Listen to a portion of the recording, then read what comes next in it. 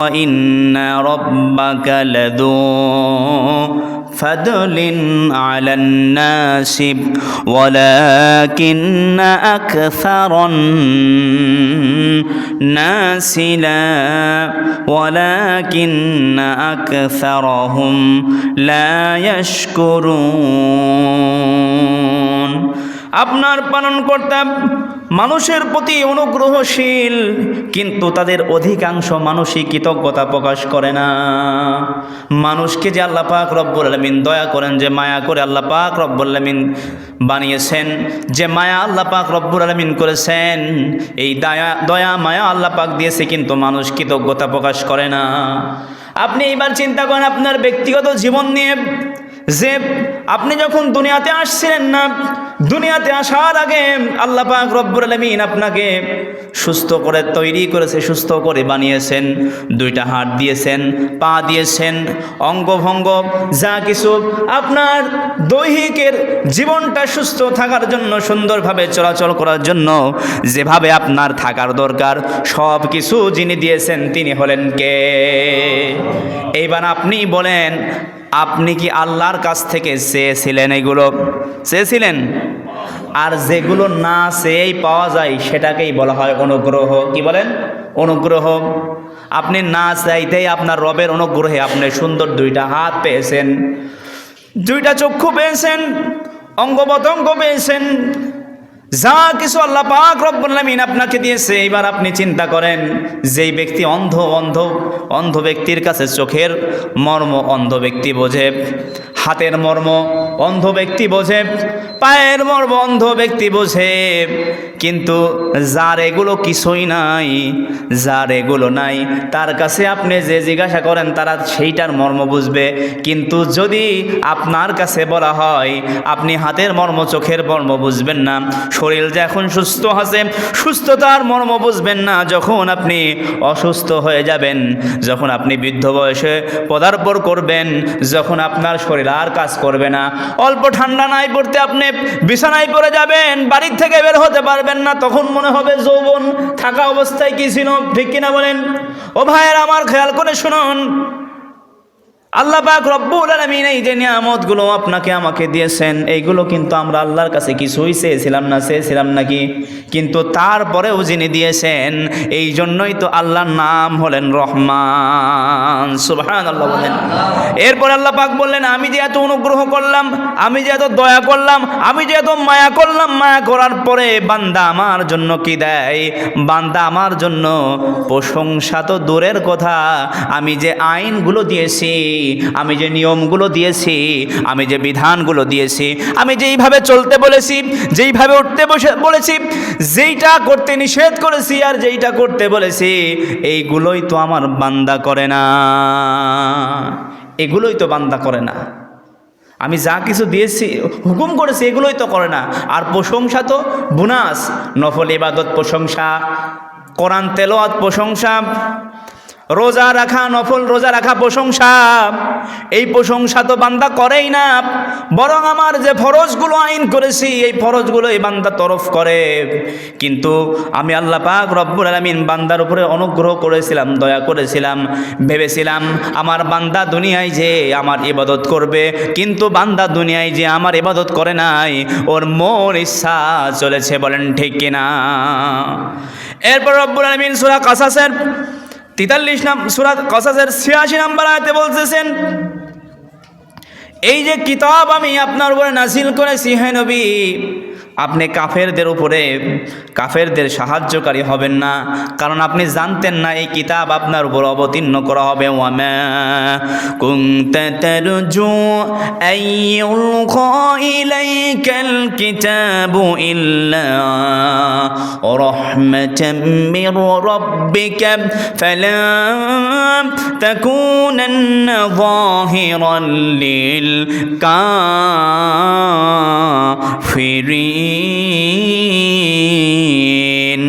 আপনি আশা করতেন না যে, হে নবী, আপনি আশা করতেন না যে আপনার প্রতি এই কিতাব অবতীর্ণ হবে, এটা কেবল আপনার পালনকর্তার রহমত, অতএব আপনি কাফেরদের সাহায্যকারী হবেন না।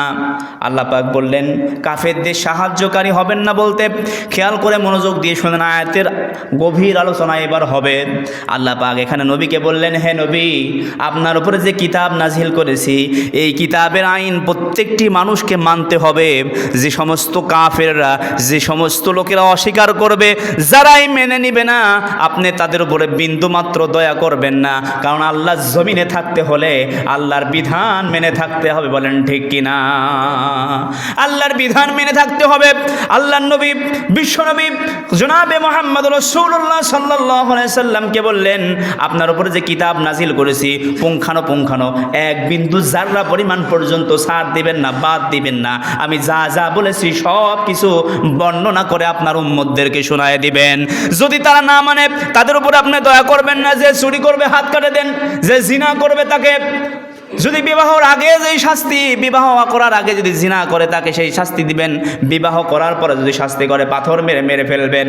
আল্লাহ পাক রব্বুল আমিন যেই হুকুমগুলো দিয়েছে এই হুকুমগুলো মানার ক্ষেত্রে কোনো কার্পণ্যতা করবেন না, কোনো ময়া পেশ করবেন না। নবী গো, সঙ্গে সঙ্গে আমি যা কিছু দিয়েছি সব কিছু মেনে নেবেন। এই বিষয়টাই আল্লাহ পাক এখানে তুলে ধরলেন যে কাফেরদের সাহায্যকারী নবী আপনি হবেন না। এরপর আল্লাহ পাক রব্বুল আলামিনের যে আয়াত আমি আপনাদের সামনে নিয়ে আসছি, আল্লাহ পাক বলছেন, ও বান্দা, আবার আল্লাহ পাকের নিয়ামতের, আবার আল্লাহ পাক রব্বুল আলামিন যে নিয়ামত দিয়েছেন এই নিয়ামতের প্রশংসা বান্দাদের ভিতর থেকে তুলে ধরার জন্য আবার আল্লাহ জানায় দিচ্ছেন, তোমাদের ভিতরে আমি রাতকে দিয়েছি, দিনকে দিয়েছি। রাতকে দিয়েছি ঘুমানোর জন্য। কিসের জন্য বলেন? রাতকে যদি আমি আল্লাহ ঘুমানোর জন্য নির্ধারণ করে না দিতাম তাহলে মানুষ মারামারি কাটাকাটি করতো। কেউ বলতো এখন ঘুমাবো, সরকার থেকে নিয়ম করা লাগতো এই সময় ঘুমাবেন, এই সময় কাজ করবেন। কেউ 2টার দিকে, বেলা 2টার দিকে ঘুমাতো, কেউ 5টার দিকে, বিভিন্ন সময় মানুষ ঘুমাতো। আর একজন ঘুমাতো আর একজনের অসুবিধা হতো। কিন্তু আল্লাহ পাক রব্বুল আমিন জানায় দিলেন এই রাতটাকে আমি বিশ্রামের জন্য, রাতটাকে অন্ধকার করে দিয়েছি মানুষ যেন ঘুমায়। আর মানুষ যখন ঘুমাবে সব কিছুকে আমি আল্লাহ ঘুমাই দিব। রাতের বেলা কি অন্ধকার 3টা-4টা বাজে, পাখিগুলো কি কিসির মিসির করে ডাকে নাকি বলেন? পাখিগুলো কিসির মিসির ডাকে না, পাখিরাও ঘুমায় যায়। যেই গরুগুলো আছে, বাসার যে মুরগিগুলো আছে, পশু পাখি যা কিছু আছে সব কিছু রাত্র হওয়ার সঙ্গে সঙ্গে ঘুমায় যায়। এই নিয়ামতগুলো যিনি দিবেন, যিনি দিলেন তিনি হলেন কে? আল্লাহ। আল্লাহ পাক বললেন এই নিয়ামতের বিষয়ে আল্লাহ পাক রব্বুল আলামিন জানায় দেন, ওয়ামিন আয়াতিহি মানামুকুম বিল লাইলি ওয়ান নাহারি ওয়াবতিগা وكم من فضله إن في ذلك لآيات لقوم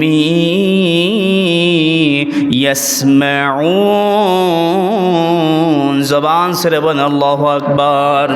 আল্লাহ পাক রব্বুল আমিন বললেন, আরো নিদর্শন, আমার আরো নিদর্শন রাতে ও দিনে তোমাদের নিদ্রা এবং তার কৃপা অন্বেষণ করো। নিশ্চয় এতে মনোযোগ সম্প্রদায়ের জন্য নিদর্শনাবলী রয়েছে। আল্লাহ পাক বললেন এই রাতকে আর দিনকে নিয়ে চিন্তা করো। দিনকে আমি কর্মব্যস্ততার জন্য, কর্ম করার জন্য সহজ করে দিয়েছি, আর রাতকে আমি অন্ধকার করে দিয়েছি বান্দাগুলো যেন কর্মগুলোকে বিরতি করে সুন্দর করে বান্দাগুলো ঘুমায় যায়। কারণ মানুষের জন্য ঘুম হলো বিশ্রাম। এই বিশ্রাম যদি মানুষ না নেয় তাহলে পারে মানুষ আর মানুষের ভিতরে মনুষ্যত্ব রাখতে পারে না। মানুষ যদি না ঘুমায় দেখবেন তার আচরণ পাল্টে যায়। যদি মানুষ রাতের বেলা বেশিরভাগ না ঘুমাতে থাকে তার চেহারার দিকে তাকানো যায় না, চেহারা স্রোত অন্যরকম বিকৃতি হয়ে যায়। অল্প বয়সেই দাড়ি, মোষ, চুলগুলো পেকে যায়, মাথার চুল উঠতে থাকে, অন্য অনেক সমস্যা হতে থাকে। এই জন্য আল্লাহ পাক রব্বুল আলামিন সূরা নাবার ভিতরে আবার বলছেন, وَجَعَلْنَا اللَّيْلَ لِبَاسًا। রাতকে আমি পোশাক স্বরূপ বানায় দিয়েছি, মানুষ যেন রাতের বেলায় ঘুমায়, মানুষ যেন রাতের বেলায় বিশ্রাম করে। আর এই রাতের বেলা যারাই বিশ্রাম করবে সারাটা দিন তারা কাজ করবে, শরীরের ভিতরে কোনো ক্লান্তি আসবে না। এটা আজকের কথা না, অনেক বছর আগের কথা। আজ থেকে 1400-1500 বছর আগের কথা আল্লাহ পাক রব্বুল আলামিন কোরআনের ভিতরে দিয়ে দিয়েছেন।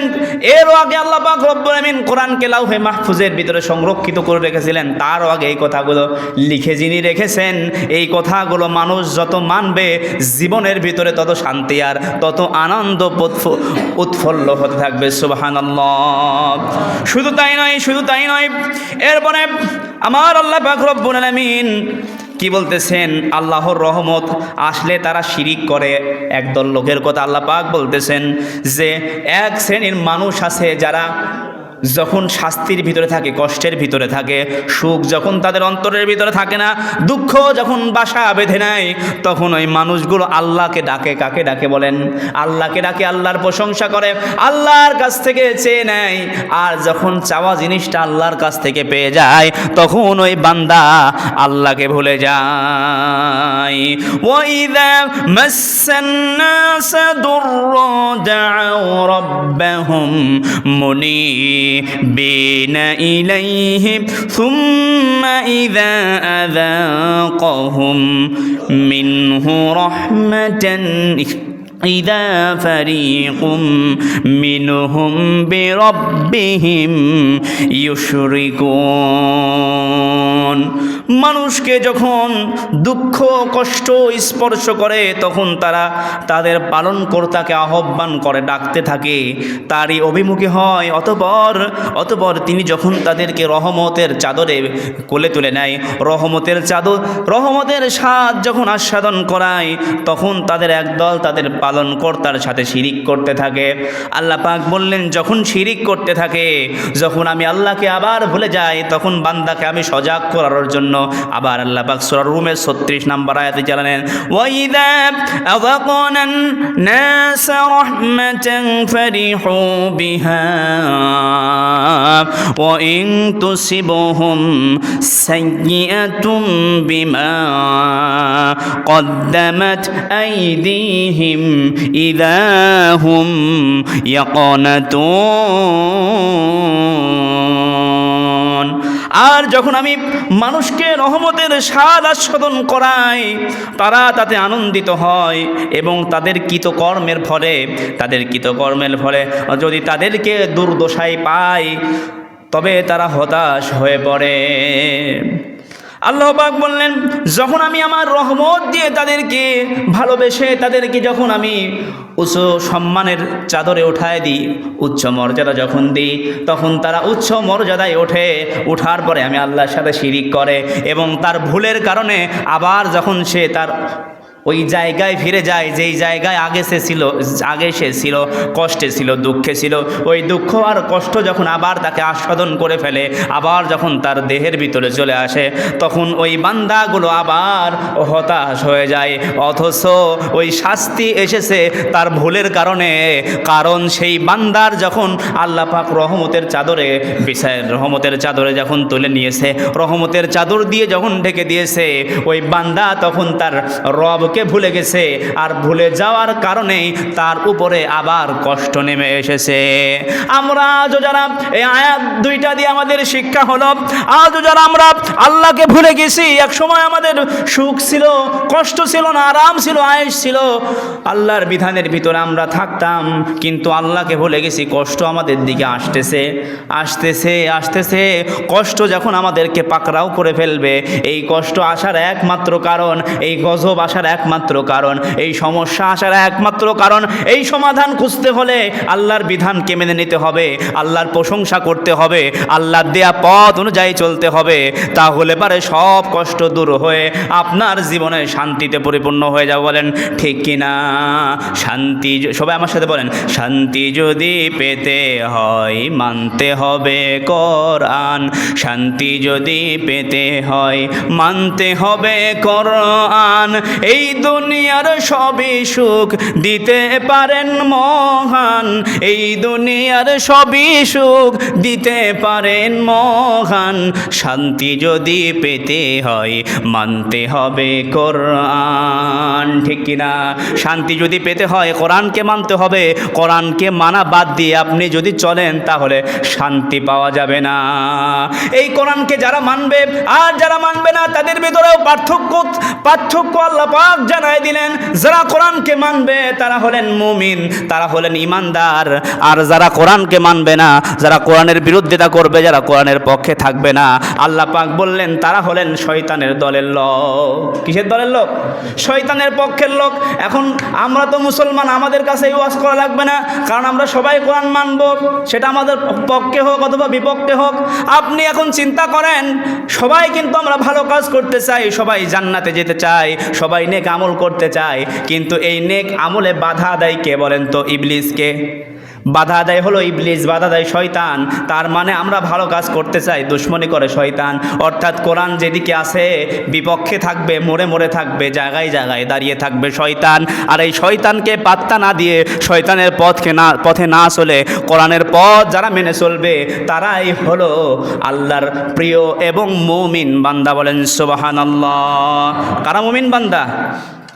যারা আল্লাহর পথকে মেনে চলবে। আল্লাহ পাক রব্বুল আলামিন এবার বললেন, আমি তোমাদের যে নিয়ামত দিয়েছি। আবার আল্লাহ পাক নিয়ামতগুলোর কথা বান্দা কেমন ভাবে বা স্মরণ করাই দিচ্ছেন, এমন একটা নিয়ামতের কথা। এইবার আল্লাহ পাক বলবেন যেই নিয়ামত ছাড়া মানুষ বেঁচে থাকতেই পারতো না। এবার চিন্তা করেন কোন নিয়ামত হতে পারে? আল্লাহ পাক বললেন কোন নিয়ামত? বান্দা তুমি চিন্তা করো, যেই নিয়ামত ছাড়া তুমি বেঁচে থাকতেই পারতে না, আল্লাহ পাক সেই নিয়ামতের নাম এইবার বলবেন। সেই নিয়ামতের নাম হলো বাতাস। কি বলেন? অক্সিজেন। বাতাস ছাড়া, এই অক্সিজেন ছাড়া মানুষ বেঁচে থাকতে পারে না। একটা মানুষকে মৃত ঘোষণা করা হয় কখন? যখন ওই মানুষটা শ্বাস প্রশ্বাস ছাড়তে পারে না, নিতে পারে না, ছাড়তে পারে না, ওই মানুষকে তখন মৃত বলা হয়। বলেন ঠিক কিনা? এই কথাটা আল্লাহ পাক রব্বুল আলামিন সূরা রুমের 46 নম্বর আয়াতে বললেন, ومن آياته أن يرسل الرياح مبشرات وليذيقكم من رحمته ولتجري الفلك بأمره ولتبتغوا من فضله ولعلكم تشكرون। আল্লাহ পাক বললেন তার নিদর্শন সমূহের মধ্যে একটি এই যে তিনি সুসংবাদবাহী বায়ু বাতাস প্রেরণ করেন, যাতে তিনি তার অনুগ্রহ তোমাদের আস্বাদন করান এবং যাতে তার নির্দেশে জাহাজ সমূহ বিচরণ করে এবং যাতে তোমরা তার অনুগ্রহ তালাশ করো এবং তার প্রতি কৃতজ্ঞতা হও। এই যে বাতাস দেন, এই বাতাস শুধু আমাদের শ্বাস প্রশ্বাস তাই নয়, এই বাতাসের মাধ্যমে আমরা অনেক কিছু জানতে পারি। এই বাতাস যখন ঠান্ডা বাতাস হয়, এই বাতাসের মাধ্যমে মানুষ বুঝতে পারে অন্য কোথাও কোনো দিকে বৃষ্টি হচ্ছে, কি ঠিক কিনা বলেন? এই বাতাসের মাধ্যমে সমুদ্রের উপরে, সাগরের উপরে এমন একটা সময় ছিল, এখন তো মেশিনগুলো তৈরি হয়েছে, এই বাতাসের মাধ্যমে বড় বড় জাহাজগুলো চলতো, বিশাল বড় কাপড় টানায় দিয়ে বাতাসের মাধ্যমে ওই বড় বড় জাহাজগুলো চলতো। এই যে নিয়ামতগুলো আল্লাহ পাক দিয়েছিলেন, দেওয়ার পরেও বান্দাগুলো আল্লাহকে ভুলেছিলেন। আল্লাহ পাক রব্বুল আমিন বললেন এই যে বাতাস, শুধু তাই নয়, এই বাতাসের কথা তোমরা চিন্তা করো। আল্লাহ পাক রব্বুল আমিন বাতাসকে মানুষের আল্লাহ পাক কত বুদ্ধি দিয়েছেন দেখেন। এই বাতাসের গতিবিদ কত আছে মানুষ মাপতে পারে। অনেক সময় আমাদের ভিতরে প্রশ্ন হয়, অন্তরের ভিতরে ঈমান দুর্বলতা থাকার কারণে প্রশ্ন হয় যে আমাদের নেক আমল আর খারাপ আমল আল্লাহ পাক কিভাবে মাপবেন? এবার আপনার কাছে আমার প্রশ্ন যে মানুষ কিভাবে গরম, কত পার্সেন্ট গরম তাপমাত্রা, কত ডিগ্রি ঠান্ডা পড়তেছেন, এটা মানুষ কিভাবে মাপে? বাতাসের গতিবিদ কত, এটা কিভাবে মানুষ মাপে? আর যে আল্লাহ এই বুদ্ধি মানুষকে দিয়েছেন, ওই আল্লাহ যে মাপতে পারবে না, এটা বিশ্বাস করা যেতে পারে? না, আল্লাহ পাক রব্বুল আলামিন বললেন এই যে বাতাস আমি দিয়েছি বান্দা গো, এই বাতাসের নিয়ে তুমি চিন্তা করো, পৃথিবীতে যত মানুষ আছে, যা কিছু আমার সৃষ্টি আছে, এই সব সৃষ্টিরকে আমি এই বাতাসের মাধ্যমে বাঁচায় রেখেছি। বলেন সুবহানাল্লাহ। এই বাতাস যদি, অক্সিজেন যদি না থাকতো তাহলে পরে মানুষ বাঁচতে পারতো না। এই বাতাসের সাথে যদি কোনো রকম জীবাণু আসে, তারপরে আপনার শরীরের ভিতরে ঢুকে যায়, আপনি রোগে আক্রান্ত হবেন। কোনো রকম ভালো যদি শ্বাস প্রশ্বাস অক্সিজেন যদি আপনার ভিতরে ভালো টানা যায়, তাহলে পারে আপনার ভিতরটা সারখার হয়ে যাবে, রোগে ভরে যাবে। এই জন্য বান্দা, আল্লাহ পাক রব্বুল আমিন বললেন এই বাতাসকে নিয়ে চিন্তা করো, আমার প্রশংসা করো বান্দা। তুমি যদি আমার এক একটা নিয়ামত দেখো, আর আমি আল্লাহর প্রশংসা তোমার অন্তর থেকে এমনিতেই বের হয়ে যাবে। এরপর আল্লাহ পাক রব্বুল আমিন বললেন প্রশংসা যদি নাই করো, তাহলে একদিন শুনে নাও তোমাদের মৃত্যু হয়ে যাবে, দুনিয়ার জীবন তোমাকে ছেড়ে চলে যেতে হবে। এই বাতাস একদিন আর তোমার ভিতরে যাবে না, এই অক্সিজেন আর তোমার ভিতরে যাবে না, তুমি লাশ হয়ে যাবে। সূরা রুমের 50 নম্বর আয়াতে আল্লাহ পাক বললেন ফানদুর ইলা আসারি রাহমাতিল্লাহি কাইফা ইউহিল আরদা বা'দা মাউতিহা ইন্না ذلك لمحيي الموتى وهو على كل شيء قدير। আল্লাহ পাক বললেন অতএব আল্লাহর রহমতের ফল দেখে নাও কিভাবে তুমি মৃত্যুর পর তাকে জীবিত করেন।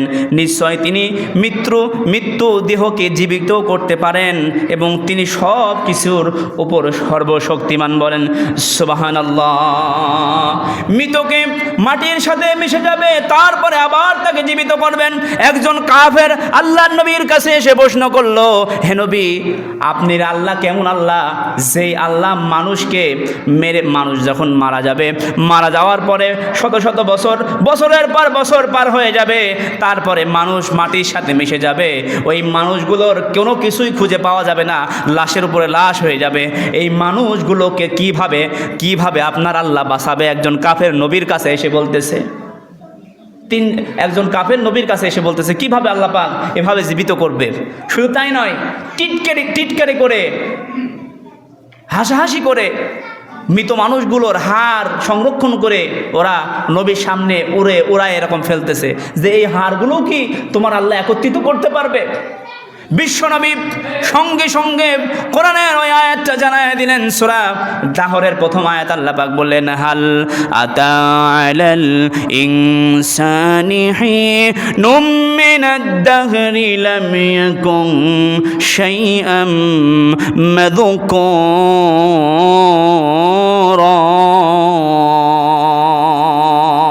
আল্লাহ পাক বললেন, ও মানুষ শোনো, তুমি যখন কোনো কিছুই ছিল না, ধর্তব্য কোনো কিছু ছিল না, তোমার নাম ছিল না, তোমার পরিবার ছিল না, তোমার দেহ ছিল না, তোমার আকৃতি ছিল না, তোমার কোনো কিছুই ছিল না, এই মানুষকে তোমাকে আবার আল্লাহ পাক যে মানুষ হিসাবে বানাইছেন, ওই রবই আবার তুমি যে নাই তোমাকে আনলো, আবার তুমি থাকবে না, আবার তিনি তোমাকে নিয়ে আসবে। বলেন সুবহানাল্লাহ। আর একটা উদাহরণ দিলে ক্লিয়ার হয়ে যাবেন। হযরত ইব্রাহিম আলাইহিস সালাতু ওয়াস সালাম আল্লাহর কাছে বলল, ওগো আল্লাহ, আমি জানি তুমি মানুষদেরকে একত্রিত করবা, তুমি মৃতদেরকে আবার জীবিত করবা, কিন্তু আমার একটা মনের কাছে চাওয়া, আল্লাহ গো, তুমি কিভাবে মৃত মানুষকে জীবিত করবা? কিভাবে যারা দুনিয়ার থেকে চলে যায়, শত শত বছর পার হয়ে যায়, রক্তগুলো, গোশতগুলো, হাড়গুলো মিশে যায়, কোনটা কার হাড় বোঝা যাবে না, এইভাবে কিভাবে তুমি একত্রিত করবা? এটা আমার একটু প্রশ্ন, আল্লাহ আপনার কাছে একটু জিজ্ঞাসা করতে চাই, একটু জানতে চাই, ইমানকে একটু মজবুত করার জন্য। কোরআনের ঘটনা বলতেছি, বানায়া বলতেছি না। আল্লাহ পাক রব্বুল আমিন বললেন, ওগো ইব্রাহিম, তুমি তাহলে পারে 4টা পাখি ধরো। কি ধরো? 4টা পাখি ধরো। এই 4টা পাখিকে জবে করার পরে গোশতগুলো কেটে ফেলো, ছোট্ট ছোট্ট করে যত ছোট করতে পারো অত ছোট করে করে ফেলো। এই গোশতগুলো যখন ছোট ছোট করে ফেলবা, করে ফেলানোর পরে বিশাল বড় বড় যে পাহাড় আছে, যেই পাহাড়ে ইচ্ছা তোমার সেই পাহাড়ে গোশতগুলো রেখে রেখে এসো, ছিটায় ছড়ায় ফেলে ফেলে রেখে এসো। এরপরে তুমি আমার সামনে আবার আসো। এরপরে ইব্রাহিম নবী তাই করলেন। করার পরে আল্লাহ পাক রব্বুল আলামিন সঙ্গে সঙ্গে বললেন কুম। আল্লাহ পাক বলতে দেরি হতে দেরি নয়, চারটা পাখি চারদিক থেকে উড়তে উড়তে চলে এসেছে। বলেন সুবহানাল্লাহ। এই আল্লাহ সব কিছু পারেন কি পারেন না বলেন? ওগো পৃথিবীর মানুষ শোনো, আল্লাহ পাক বললেন এই মৃতকে আমি জীবিত করব, এমনভাবে জীবিত করব তারা ভাববে, তাদের শরীরের দিকে তাকায় যে আমরা ঠিক যেমনি ছিলাম তেমনি বানিয়েছেন যেই রব, ওই রবকে যদি দুনিয়ায় থাকতে চিনতাম জীবনে আর নামাজ ছাড়তাম না, জীবনে রোজা ছাড়তাম না, জীবনে যে সম্পদ আল্লাহ পাক আমাদেরকে দিয়েছেন এই সম্পদগুলো আল্লাহর পথে খরচ করতাম। আমরা দুনিয়ায় বেঁচে থাকা অবস্থায় যদি এইভাবে অনুধাবন করতাম তাহলে পারে আল্লাহর বিধানকে কখনো ভুলে থাকতাম না। এই জন্য আল্লাহ পাক জানায় দিলেন, ও বান্দা তোমাদের কাছে যে কোরআনের আয়াতগুলো আসা মাত্রই তোমরা মেনে নেবা, জানা মাত্রই জীবনের সাথে গঠন করে নেবা, তাহলে পারে তুমি ওই দুনিয়ায় এই দুনিয়ার জীবন ছেড়ে আখেরাতে যে আফসোস করা লাগবে না। আমরা কেউ আফসোস করতে চাই না। আমরা দুনিয়ার থেকেই আল্লাহর বিধানকে পুঙ্খানো সব বিধানকে মেনে চলতে চাই। আল্লাহ পাক যেন আমাদের সেই তৌফিক দান করেন। সকলে বলেন আমিন। ওমা তৌফিক ইল্লা বিল্লাহ। আসসালামু আলাইকুম ওয়া রাহমাতুল্লাহি ওয়া বারাকাতুহু। যারা সুন্নাত পড়েন নাই সুন্নাত পড়েন।